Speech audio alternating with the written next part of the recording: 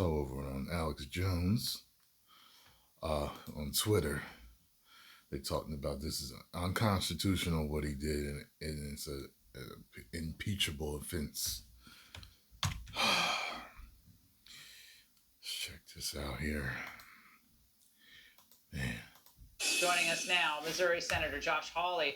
Senator, Putin went on the record earlier today, basically said that same thing. Are you concerned this is going to increase the chances that he is going to move forward and put those North Korean soldiers, 100,000 of them, to deploy and ratchet this thing up even further?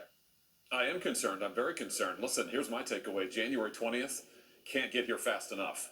I mean, what Biden is doing is totally... Another thing, too, a lot of y'all was like, yeah, if it's World War III, it's over, y'all. Well, it's only over if they use nukes. If they don't use nukes, I think we got a chance of surviving. Reckless, Laura. It is absolutely reckless. And let's not forget, this is a guy who the Democrats decided couldn't be trusted, didn't have the capability to run a presidential campaign. And now here he is, potentially leading us down the path to World War III with just weeks to go in his presidency. It is unbelievably reckless and irresponsible.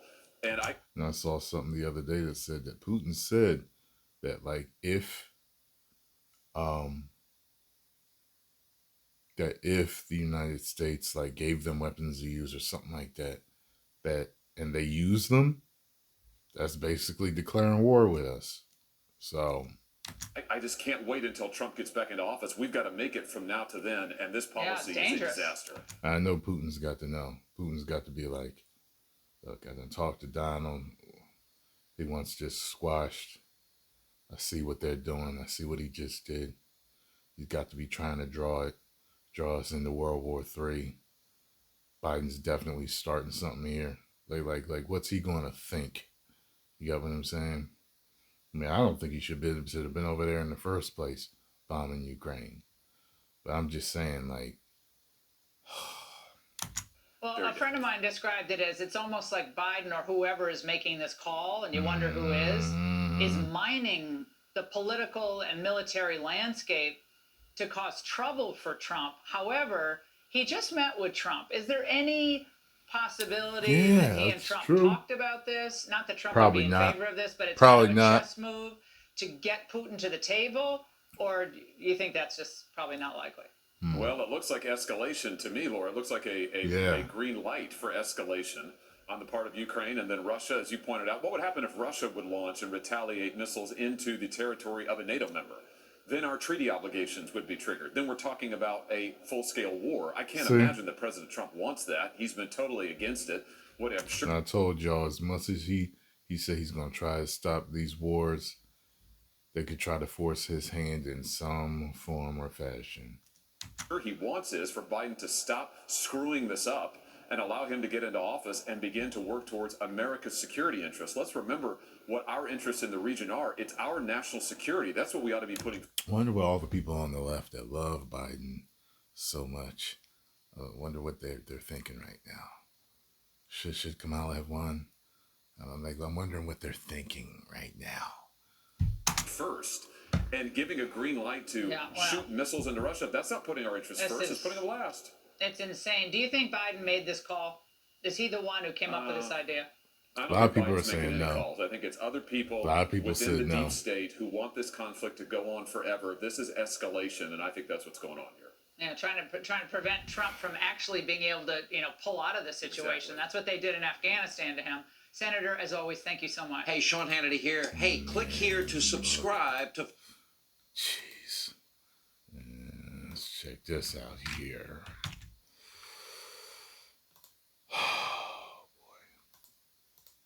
Ukraine President Volodymyr Zelensky is optimistic about the future with President-elect Trump returning to the White House. Here he is.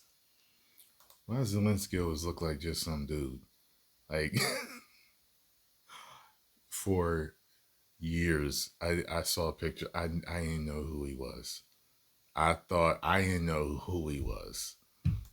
І ще раз підкреслюю, з політикою цієї команди, яка зараз очолить Білий дім, війна закінчиться швидше.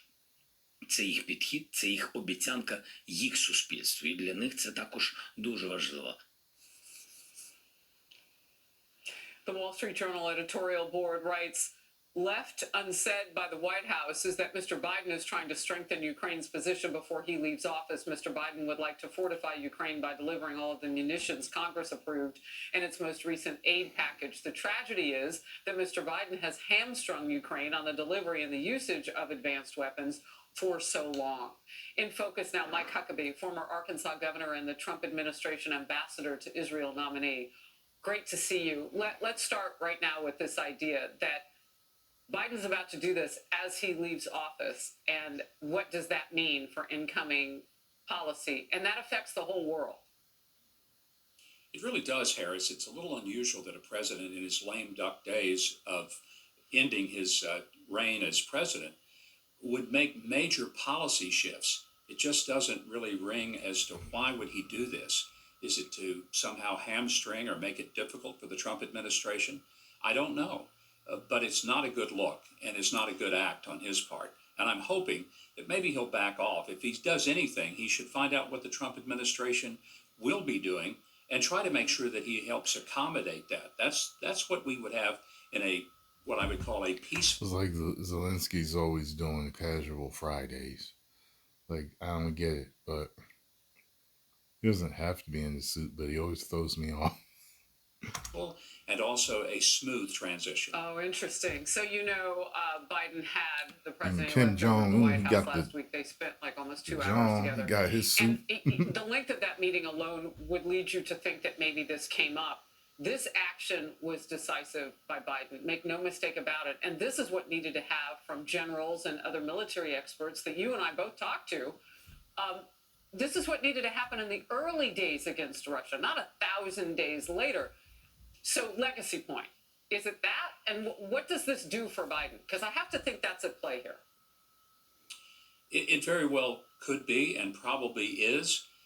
But I again go to the point that we don't need to have a major policy shift right now about a month and a half before President Trump is sworn in, and then turn around and have a different policy shift as soon as the inauguration is over. There needs to be some consistency and continuity. I hope that if they did talk about it, that this is all in line with that. I wasn't privy to that conversation. I thought it was a good conversation. And the fact that they spent that much time together in a very civil manner was, to me, a great testament for going forward.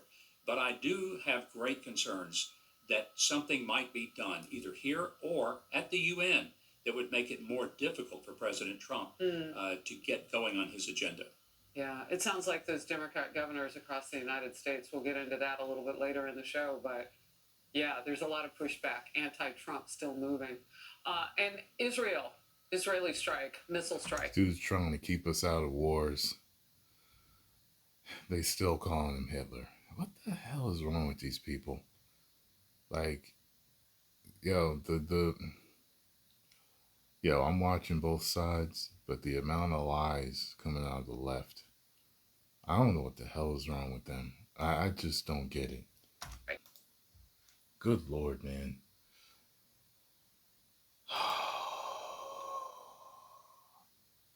It's funny, too, because after him getting elected, I was like, they're going to try every way they can to make sure that things are as hard as possible for him. Just thinking that stuff, I'm just like, I know they are, and I'm right. I really don't know what to say. Like, I don't know. Like, I just hope with all the other world leaders out there, knowing that Trump is on the way, that they won't start this World War III. That's what I'm hoping. We'll see. Post your comments down below. Let me know what you think.